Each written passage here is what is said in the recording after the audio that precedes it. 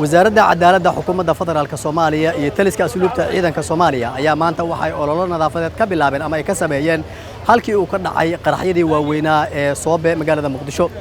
wasiirka cadaaladda xukuumadda federaalka Soomaaliya Xasan Macalin iyo sidoo kale taliye ku-xigeenka ciidanka asluubta Soomaaliya isla markaana kusimaha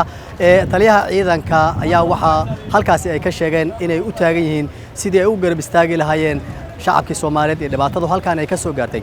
labadooduba waxay si wadajir ah u sheegeen in ay u taagnaan doonaan inta laga xaqiijinayo guud ahaanba dhibaatada halkaan ka dhalatay. waxaanu taagannahay ama aanu saaka halkii saac nimid meeshii Soobe maqaayadii Fadxi ee qaraxu ka dhacay oo burburiyey sida indhihiina ku aragtaanba nimankii arxan laawayaasha ahaa oo ummadeenna muuqeeda lahaay jasadka nooga ekeed laakiin aan Soomaali ahayn waxaan ka qayb qaadanay marka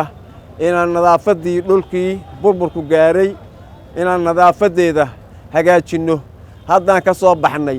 annaga iyo maxaan ku raahdaa wasiirka iyo ciidanka asluubtu isagoo wasiirku hogaaminaya ciidanka asluubta iyo wasaaradda maxaan ku raahdaa cadaaladda iyo dastuurka isagoo hogaaminaya maanta waxaan ka qayb qaadanay saan u nadiifi lahayn dhulku burburku gaaray oo aan u caawi lahayn dadkii oo gaaray dhibaatadu gaartay. inna lillahi wa inna ilayhi raaji'uun intii dhimatay Allah u naxariisto jannada Allah ugu bishaareeyo shuhada waaye dad xaqoodii iyo noloshoodii iyo danahoodii ku jiray ahaayeen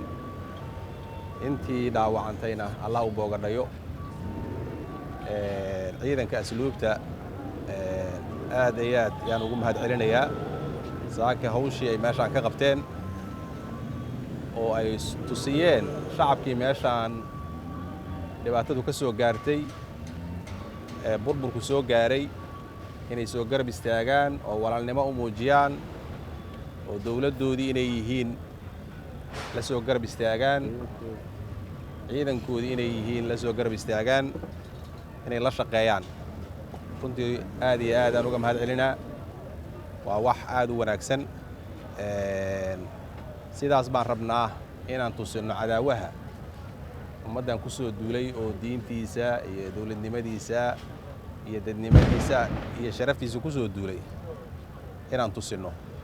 5 sano ka hor halkaan oo aan taaganahay oo ah Soobe waxaa ka dhacay qarax aad u xoogan kaas oo ay ku dhinteen in ka badan 1,000 qofood halka dhaawacuna inta uu ka badnaa balse 5 sano kadib isla October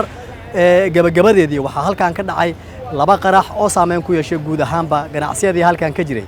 wasaaradda waxbarashada xukuumadda federaalka Soomaaliya shirkado iyo sidoo kale goobo ganacsi oo gaar loo leeyahay ayay saameyn u yeelatay. dowladda federaalka Soomaaliyana waxa ay sheegtay